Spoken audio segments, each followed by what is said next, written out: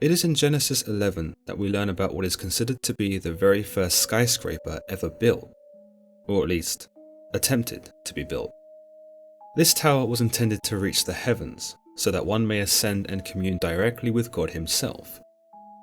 But it was more than just a bridge to connect man with his creator, but a staple of man to determine where they each belong to, a hub, if you will, so that each man could find his way back so as to avoid being scattered across the earth.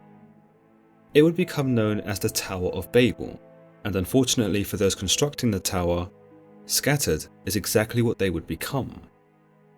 It was the descendants of Noah who were living in the ancient area of Mesopotamia, in Babylon, whereby they came to settle in a land known as Shinar. The Bible tells us that these men, or the whole earth for that matter, spoke with one language understood by all, and that they would come to dwell in Shinar after travelling far from the east.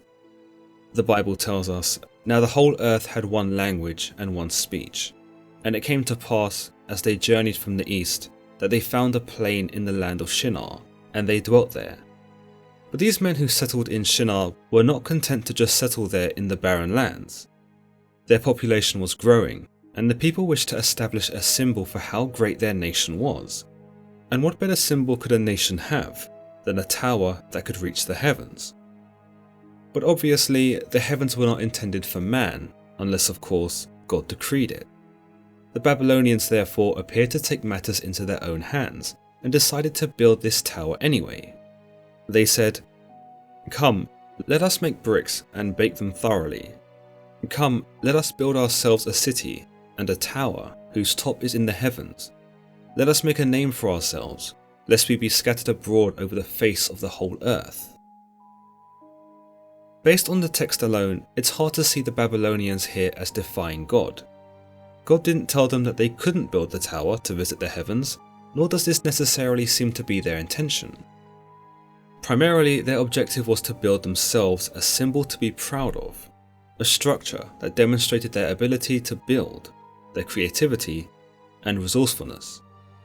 It was to be a home base, somewhere that the Babylonians could gaze upon to remind themselves of where they were, and to prevent them from wandering off and getting lost. The intentions of the Babylonians here appears to be benign, though it is argued that their desire to reach heaven was a sin in itself, for they demonstrate hubris and arrogance in that they believe they can reach heaven at all without God's permission. Evidently, the Bible is in accordance with this, for we are told, "The Lord came down to see the city and the tower which the sons of men had built. And the Lord said, Indeed, the people are one, and they all have one language, and this is what they begin to do. Now nothing they propose to do will be withheld from them. Come, let us go down there and confuse their language, that they may not understand another's speech." God here recognizes that the Babylonians are one people with one language. He understands that the people are a close-knitted bunch, but that this will in turn work against him, or cause some obstacle in the grand scheme of things. He comes to realize that nothing they dream of will be impossible, implying that their desire to build a temple to reach the heavens is indeed well and truly possible, and that this would be the first of many constructions that would upset him. His statement that nothing they propose to do will be withheld from them gives us the idea that God recognizes man's ability to overcome any problem, and that man has the ingenuity to build or create anything that he wishes, for nothing can be withheld from them. Here you might say that God fears the ambition of man, and that it will lead him to become arrogant, perhaps arrogant enough that he will believe he can ascend to heaven whenever he fancies.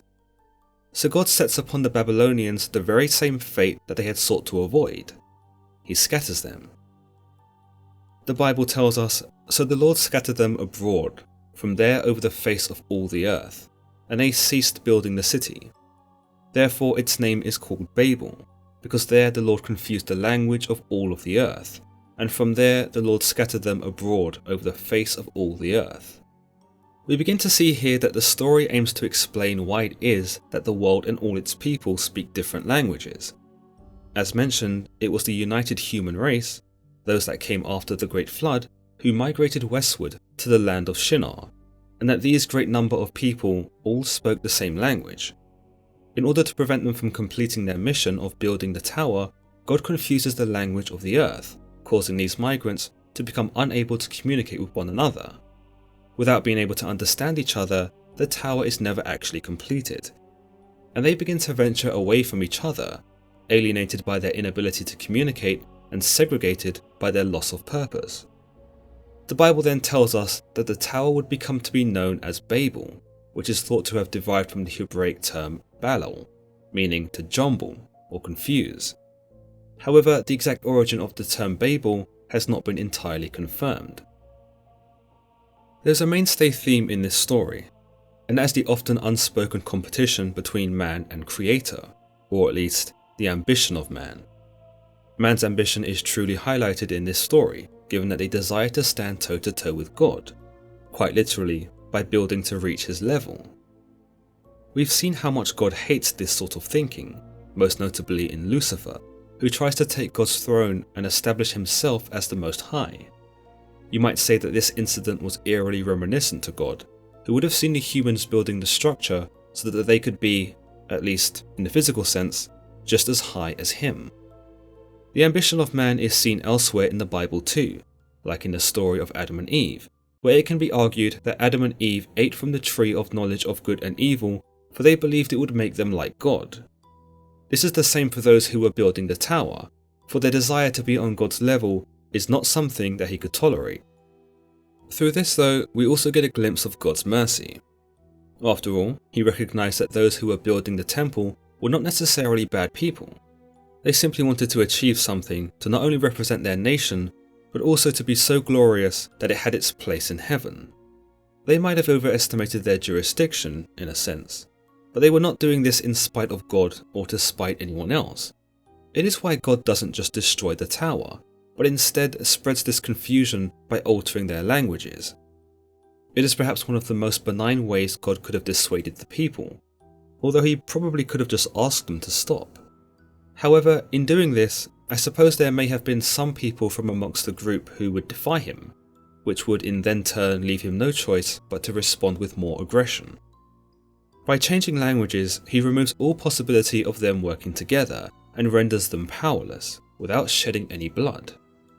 Another idea is that this was not actually a punishment or a warning at all, but instead God's way of protecting the people from building too high, where they would not be able to breathe, and also his way of ensuring a vast range of culture, by getting mankind to speak differently and to explore more regions. A 1st century Jewish interpretation of the Tower of Babel states that the tyrant Nimrod, the king of the land of Shinar, was the man who commissioned the construction of the tower, and that it was indeed done as an act of defiance against God. This idea was most notably recognized by the historian Flavius Josephus in his Antiquities of the Jews, where he states that it was Nimrod who built the tower so as to turn people away from God. He also goes on to say that the reason why God did not destroy the people for their defiance was because he'd already sent the flood, and if that hadn't been enough to make man see the error of his ways, then nothing of the sort would. Therefore, God sought to confuse man instead, by changing his language. But interestingly, the Tower of Babel is not a story unique to the Bible. It has been told in a variety of different ways, from ancient Sumerian stories to various other ancient traditions from around the world. The central idea is the same, in that one group of people appear to build a tower or some form of construction, only for their language to become disrupted or altered, so that they cannot communicate with each other effectively enough to finish what they started. In a Sumerian myth, the legendary king Enmerkar of Uruk builds what is known as a ziggurat, a sort of massive structure known in ancient Mesopotamia. Proud of his creation, Enmerkar demands tributes in the form of precious metals from the people of Arata. He is also seen praying to the god Enki to disrupt the linguistics of certain regions. Another story involving a ziggurat, and possibly the inspiration for the story of the Tower of Babel, is a particular ziggurat known as Etemenanki, the temple of the foundation of heaven and earth, which was dedicated to Marduk in the city of Babylon, Marduk of course being the Babylonians' patron god. The structure was destroyed in 689 BC by the Neo-Assyrian Empire, but later rulers, most notably Nebuchadnezzar II, would try to rebuild it. Supposedly, the original was never completed, and that it was missing a roof. It would become an abandoned project and became victim to the elements, compromising its structural integrity. But Nebuchadnezzar II's project was also ill-fated, for it was reduced to ruins by Alexander the Great in 331 BC, because he wanted to rebuild it from scratch. When he died, however, these plans were also forsaken. There were several attempts by various leaders to rebuild Etemenanki, but the building appeared to be cursed, because no one ever seemed to be able to achieve this feat. Antiochus I, the Hellenistic king of the Seleucid Empire, was the last person to try. He went to visit the site, but after stumbling on rubble, he became annoyed at the place and ordered the riders of his elephant cavalry to destroy what was left instead. Another story similar to the Tower of Babel comes from an old folktale in Mexico, associated with the Great Pyramid of Cholula. And the idea here is that the giants who once roamed the land set off in search of the sun and built a tower to reach it. But this act angered the inhabitants of the sky, those that were presumed to be the gods, who destroyed the tower and disseminated the giants across the world as punishment. Of course, in this story, the tower is left in ruins, and the gods unleash their anger on those who dare to reach them. This is unlike the God in Genesis, who, as we know, spares the tower and is quite subtle in his reaction by comparison. In the Book of Jubilees, an ancient Jewish religious work, a detailed account of the tower is given, where we are told the exact materials used in its construction, how long it took, and also how tall it was, though this is often disputed. The text reads, "And they began to build, and in the 4th week they made brick with fire, and the brick served them for stone, and the clay with which they cemented them together was asphalt, which comes out of the sea, and out of the fountains of water in the land of Shinar. And they built it, 43 years were they building it. Its breadth was 203 bricks, and the height of a brick was the third of one. Its height amounted to 5,433 cubits, and 2 palms, and the extent of one wall was 13 states, and of the other 30 states." Meanwhile, in the Greek Apocalypse of Baruch, a pseudepigraphical book otherwise known as the 3rd Apocalypse of Baruch, Baruch ben Neriah, a scribe of the prophet Jeremiah, tells us that in one of his visions he sees the state of both the sinners and the righteous in the afterlife. Amongst the sinners, however, are those who first began the construction of the Tower of Babel. There are also men who have been transformed into dogs, and these are the men who once encouraged the building of the tower, or gave specific engineering advice on how to achieve it. Baruch also tells us that those building the temple were not building for their own sense of achievement, nor to be closer to God, but to see for themselves what heaven looked like. This in turn angered God, that they would assume they had the right to see the glory that they had not earned, and so sent upon them confusion by delivering upon them the barrier of language. In Judaism, there are several midrash which detail the Tower of Babel, but one particularly vivid one is known as the generation of secession, and we are told that the people building the temple were displeased with God and believed it to be unfair that he ruled the upper world, whilst they were deemed to rule the lower one. To spite God and to show him their dissatisfaction, they built the tower with the intention of placing a statue at the very top, one who was holding a sword towards the heavens. As you might imagine, this was to show that they were not afraid of God, and meant to war with him, if need be.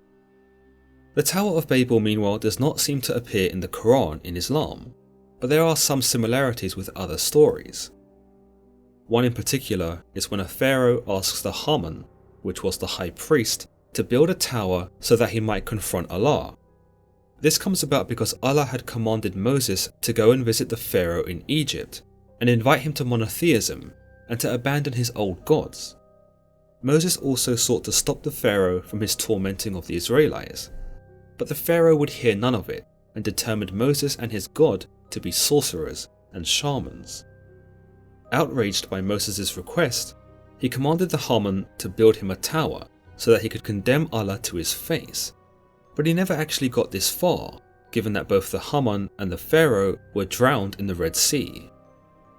Ibn Manzur, an Arabic lexicographer of the 13th century, wrote the Lisan al-Arab in 1290, which is one of the most comprehensive Arabic dictionaries. It features a tale about a plain known as Babel. Now, whilst this area of Babel is never specified as being in Shinar, that isn't the only significant omission. There is also no tower to speak of either.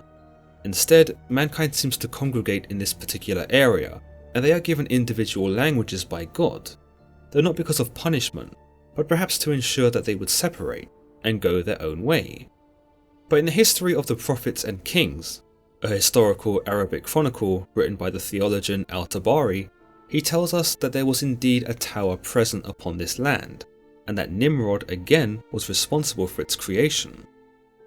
In this version though, Allah destroys the structure first, before proceeding to split mankind up by bestowing upon them 72 different languages. Another idea presented by the 13th century historian Abu al-Fida tells us that Eber, a grandson of Noah, was allowed to keep the original tongue of the people, for he was the only one who did not partake in the building of the tower. Whilst there are many variations of the Tower of Babel, or a tower in general, that also seems to coincide with the establishment of language, all of them seem to end up telling near enough the same story. The premise is featured across all three major religions, and also has its roots in ancient religion and culture too, as we've seen with the Sumerian texts, and also from folkloric tales too. But perhaps there's something I might have missed about the Tower of Babel, or something you'd like to add perhaps. Let me know in the comments below, and as always, don't forget to give this video a thumbs up, and don't forget to subscribe.